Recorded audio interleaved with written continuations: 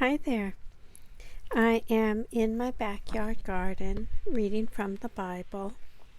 Today I'm reading from the book of Deuteronomy, chapter 31. In chapter 31, it talks about Joshua becomes Moses' successor, and then it goes on to talk about the law to be read every 7th year. And then it talks about Moses and Joshua receive God's charge. And it finishes up with one verse of the Song of Moses. But before I get started, I want to talk just a little bit about what you see in the video today. Today I'm showing you leaves on a bay tree. This is a bay tree that we grow in a pot, and it sits outside in the summertime. And then in the winter, because it's not really very winter hardy, we move the pot up near the house, like against the bricks of the house. So then it gets the warmth of the house, and that's enough for it to make it through most of our Texas winters. Okay, enough about the garden. Back to Bible reading. Today I'm reading from the book of Deuteronomy, chapter 31. The reading begins. When Moses had finished speaking all these words to all Israel, he said to them, I am now 120 years old. I am no longer able to get about. And the Lord has told me, you shall not cross over this Jordan. The Lord your God himself will cross over before you. He will destroy these nations before you, and you shall dispossess them. Joshua also will cross over before you, as the Lord promised. The Lord will do to them as he did to Sihon and Og, the kings of the Amorites, and to their land, when he destroyed them. The Lord will give them over to you, and you shall deal with them in full accord with the command that I have given to you. Be strong and bold. Have no fear or dread of them, because it is the Lord your God who goes with you. He will not fail you or forsake you. Then Moses summoned Joshua and said to him in the sight of all Israel, Be strong and bold, for you are the one who will go with this people into the land that the Lord swore to their ancestors to give to them. And you will put them in possession of it. It is the Lord who goes before you. He will be with you. He will not fail you or forsake you. Do not fear or be dismayed. Then Moses wrote down this law and gave it to the priests, the sons of Levi, who carried the ark of the covenant of the Lord, and to all the elders of Israel.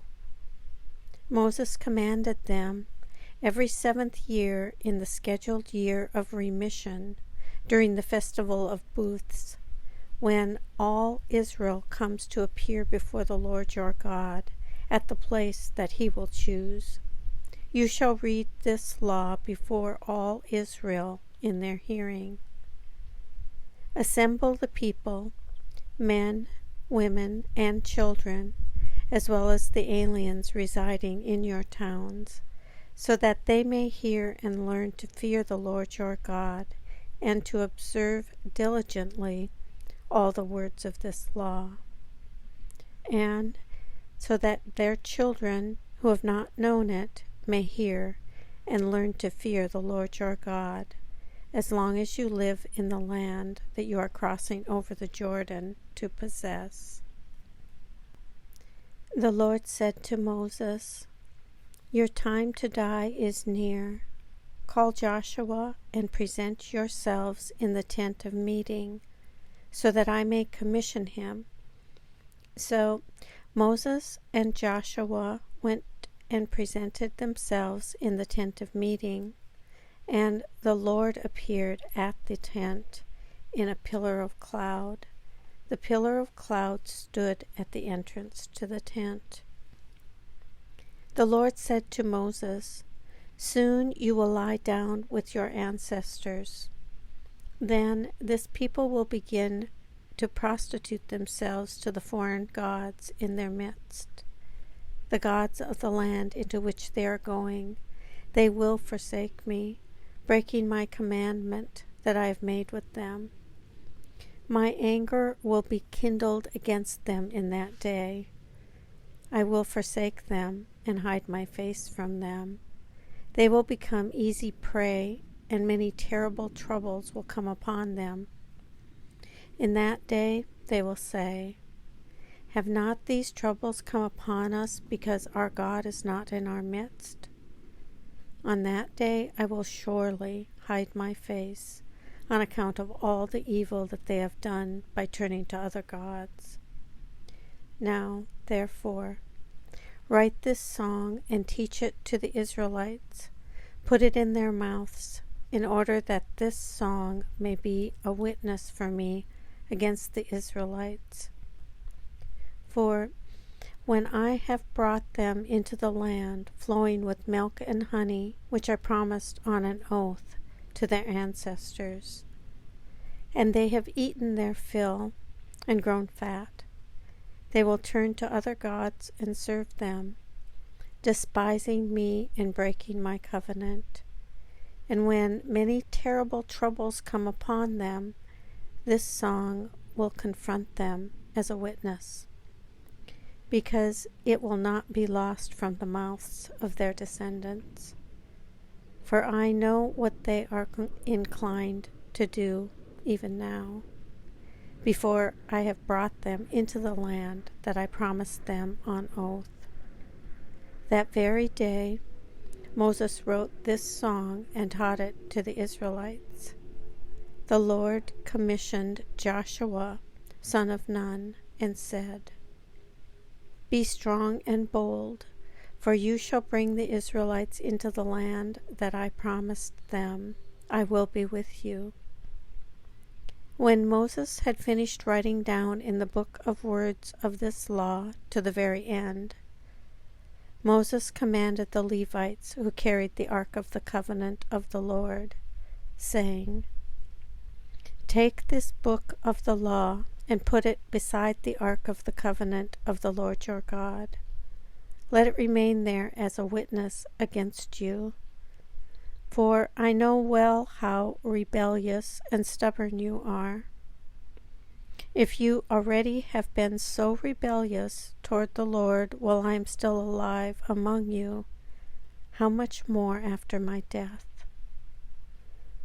Assemble to me all the elders of your tribes and your officials, so that I may recite these words in their hearing and call heaven and earth to witness against them. For I know that after my death you will surely act corruptly, turning aside from the way that I have commanded you.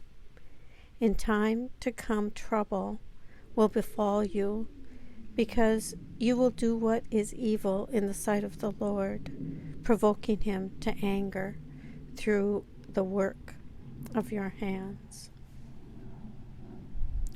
Then Moses recited the words of this song to the very end in the hearing of the whole assembly of Israel. This ends the reading of Deuteronomy chapter 31.